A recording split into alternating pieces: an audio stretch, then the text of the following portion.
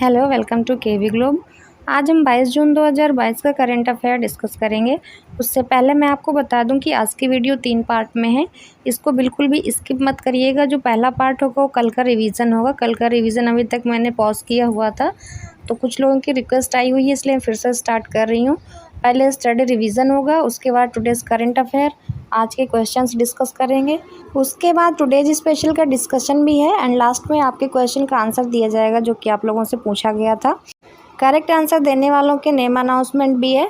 और अगर पिछली वीडियोस की आपको पीडीएफ चाहिए पिछली क्लासेस की, तो जो हमारा टेलीग्राम चैनल है केवी ग्लोब स्टडी ऑफिशियल, वो ज्वाइन कर लीजिए। लिंक नीचे डिस्क्रिप्शन में दिया हुआ है। वहाँ पर हफ्ते में 2 बार पीडीएफ शेयर की जाती है। पीडीएफ का कोई चार्ज नहीं, इसलिए आप ऑफिशियल चैनल ही ज्वाइन करिएगा। अब हम आज का करंट अफेयर स्टार्ट करने से पहले कल का एक बार जल्दी से रिवीजन कर लेते हैं। कल के क्वेश्चंस में था फुजियान नामक विमानवाहक पोत किस देश ने लॉन्च किया है। तो ये चीन ने लॉन्च किया। ये चीन का स्वदेशी पहला विमानवाहक पोत है और वैसे तीसरा है। अगला है राष्ट्रमंडल खेलों 2022 के लिए 37 सदस्यीय एथलेटिक्स टीम का नेतृत्व कौन करेगा। इस टीम का नेतृत्व नीरज चोपड़ा करेंगे, गोल्ड मेडलिस्ट। जैवलिन थ्रो में इन्होंने अपना फिर से रिकॉर्ड तोड़ा है। अगला है राष्ट्रीय योग ओलंपियाड 2022 का उद्घाटन किसने किया। तो इसका उद्घाटन किया धर्मेंद्र प्रधान ने, शिक्षा मंत्री धर्मेंद्र प्रधान। अगला है विश्व का सर्वश्रेष्ठ हवाई अड्डा 2022 किसे घोषित किया गया है। तो ये हमद अंतर्राष्ट्रीय हवाई अड्डा है, हमद इंटरनेशनल एयरपोर्ट, इसको घोषित किया गया है। अगला है साइबर सुरक्षा और राष्ट्रीय सुरक्षा पर राष्ट्रीय शिखर सम्मेलन कहाँ आयोजित किया जाएगा। तो ये नई दिल्ली में आयोजित किया जाएगा और इसके मुख्य अतिथि जो हैं चीफ गेस्ट हैं अमित शाह। ग्लिस्ट्रोपस मेघलानियस जो हाल ही में मेघालय में खोजा गया था, ये किस प्रजाति से संबंधित है। तो ये चमगादड़ प्रजाति से संबंधित है। अब ये प्रजाति 131 हो गई है। किस संस्थान ने पेमेंट्स विजन 2025 शीर्षक से एक रिपोर्ट जारी की है। तो ये report reserve bank of India ने जारी की है। अगला है नई दिल्ली के इंदिरा गांधी स्टेडियम में 44वें शतरंज ओलंपियाड के लिए मशाल रिले का शुभारंभ किसने किया। तो ये पीएम नरेंद्र मोदी ने किया है। तो ये थे कल के क्वेश्चंस जिनका हमने रिवीजन किया है। अगर इसकी डिटेल में क्लास देखना चाहते हैं तो वीडियो का लिंक नीचे डिस्क्रिप्शन में दिया हुआ है, वहाँ से जाके आप देख सकते हैं। अगर आप लोगों के प्लीज़ कोई सजेशंस होते हैं वीडियो से रिलेटेड, क्लास से क्वेश्चन से, तो प्लीज़ कमेंट बॉक्स में कमेंट करके बता दिया करिए। अब हम आज का करंट अफेयर स्टार्ट करते हैं। पहला क्वेश्चन है, स्काई ट्रैक्स वर्ल्ड एयरपोर्ट पुरस्कारों में किस भारतीय हवाई अड्डे को भारत और दक्षिण एशिया में सर्वश्रेष्ठ क्षेत्रीय हवाई अड्डे का पुरस्कार दिया गया है। तो इसके 4 ऑप्शंस दिए हुए हैं। इसका सही आंसर है ऑप्शन ए, बेंगलुरु अंतर्राष्ट्रीय हवाई अड्डा।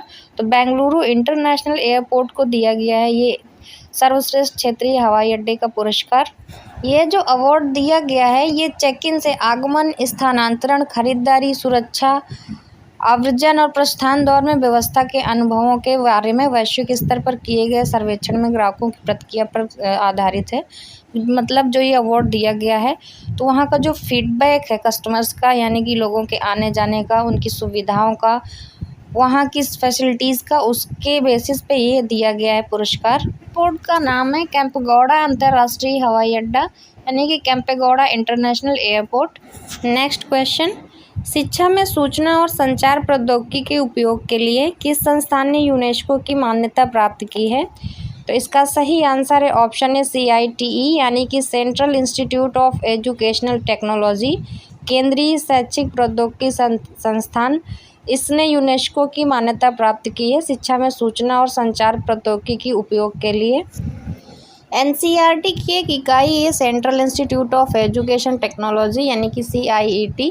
इसको वर्ष 2021 के लिए शिक्षा में ICT के उपयोग के लिए यूनेस्को के किंग हमद बिन ईसा अल खलीफा पुरस्कार से सम्मानित किया गया है। इस संस्था ने कोविड महामारी के दौरान PM ई विद्या योजना के तहत ICT का इस्तेमाल किया था। PM ई विद्या कार्यक्रम मई 2020 में मंत्रालय द्वारा आत्मनिर्भर भारत अभियान के हिस्से के रूप में शुरू किया गया था, जो डिजिटल, ऑनलाइन, ऑन एयर शिक्षा से संबंधित सभी प्रयासों को एकीकृत करता है। नेक्स्ट क्वेश्चन है, किस राज्य ने प्रवासियों के डेटा बैंक के विस्तार के लिए प्रवासन सर्वेक्षण, यानी कि माइग्रेशन सर्वे करने की घोषणा की है। तो इसके 4 ऑप्शंस दिए हुए हैं। इसका सही आंसर है ऑप्शन ए, प्रवासियों के डेटा बैंक के विस्तार के लिए माइग्रेशन सर्वे केरल राज्य ने करने की घोषणा की है। केरल के मुख्यमंत्री हैं पिनाराई विजयन। इन्होंने घोषणा की है कि केरल प्रवासन सर्वेक्षण आयोजित करके प्रवासी मलयाली के डेटा बैंक का विस्तार किया जाएगा। इस सर्वेक्षण के लिए एक प्रवासी डेटा पोर्टल भी तैयार किया जाएगा। राज्य व्यापक वैश्विक पंजीकरण अभियान चलाएगा। नेक्स्ट है, हाल ही में खबरों में रहा ऑपरेशन संकल्प किस सशस्त्र बल से संबंधित है?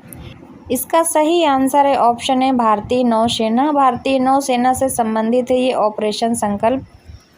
भारतीय नौसेना के स्टेल्थ फ्रिगेट INS तलवार को भारत के समुद्री हितों की सुरक्षा के लिए खाड़ी में लगातार तीसरे वर्ष ऑपरेशन संकल्प के लिए तैनात किया गया है। जून 2019 में ओमान की खाड़ी में व्यापारी जहाज़ों पर हमलों और खाड़ी क्षेत्र में बिगड़ती सुरक्षा के बाद भारतीय नौसेना ने होर्मुज जल डमरू मध्य से गुजरने वाले जहाज भारतीय ध्वज के सुरक्षित मार्ग को सुनिश्चित करने के लिए खाड़ी क्षेत्र में जो समुद्री सुरक्षा ऑपरेशन है, ऑपरेशन संकल्प, ये शुरू किया था। नेक्स्ट है, फीफा वर्ल्ड कप 2026 किस देश में आयोजित नहीं किया जाएगा? तो इसके 4 ऑप्शंस दिए हुए हैं, तो इसमें से एक आपको वो बताना है जिसमें नहीं किया जाएगा देश में, मतलब 3 सही होंगे ऑप्शन, इसमें से एक गलत होगा। तो इसका सही आंसर हो जाएगा ऑप्शन डी, कतर। इस बार कतर में नहीं होगा वर्ल्ड कप। फीफा ने घोषणा की है कि 2026 विश्व कप के मैच अमेरिका के 11 शहरों और मैक्सिको के 3 शहरों, कनाडा के 2 शहरों में आयोजित किए जाएंगे। तो इसका सही आंसर जो हो जाएगा वो ऑप्शन डी हो जाएगा, कतर, चूँकि कतर में नहीं किया जाएगा। बाकी A, B, C तीनों उसके सही हैं जिसमें आयोजित किया जाएगा वर्ल्ड कप। ये फीफा विश्व कप एक अंतर्राष्ट्रीय फुटबॉल प्रतियोगिता है जो खेल की वैश्विक शासी निकाय फीफा के सदस्यों की वरिष्ठ पुरुषों की राष्ट्रीय टीमों द्वारा लड़ी जाती है। चैंपियनशिप को हर 4 साल में सम्मानित किया गया है।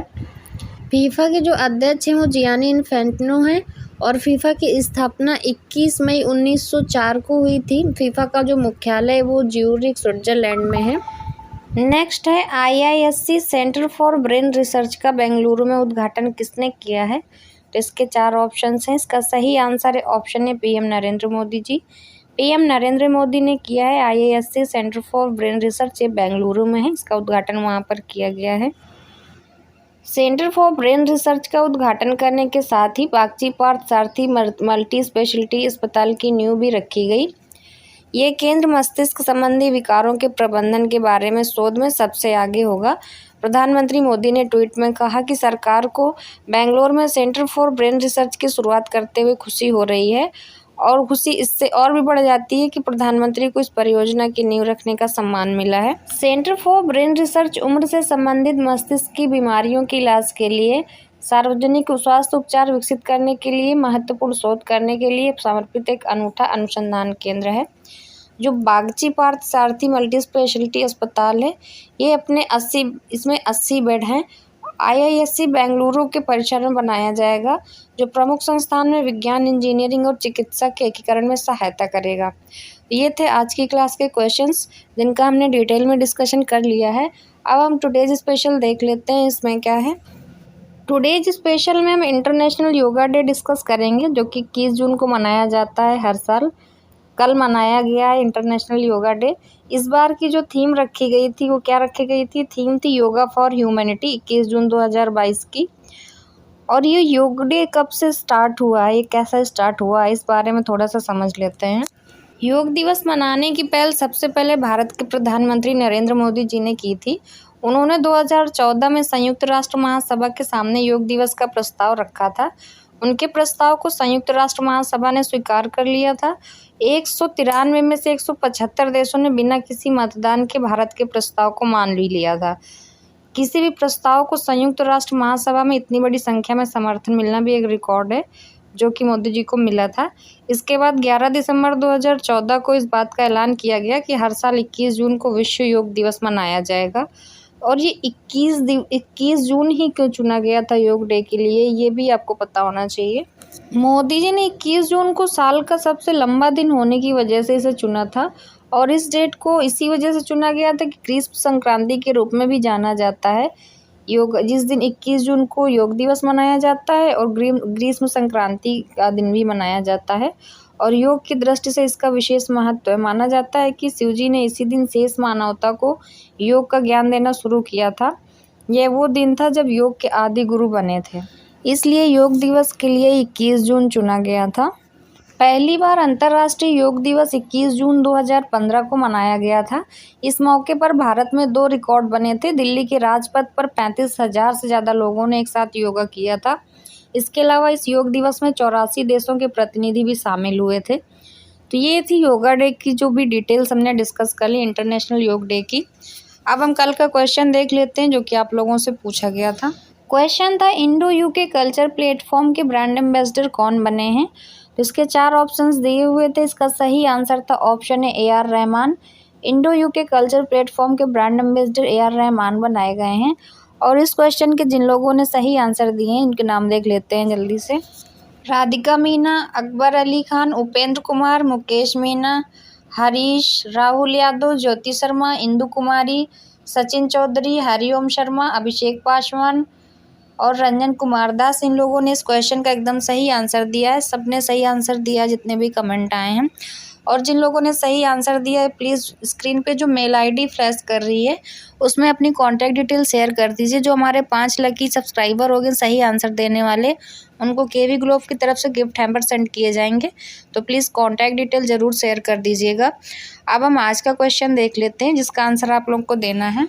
क्वेश्चन है, किस दवा कंपनी ने फलौदी में भारत का सबसे लंबा और पहला स्टेशनरी थर्मामीटर स्थापित किया है? तो इसके 4 ऑप्शंस दिए हुए हैं।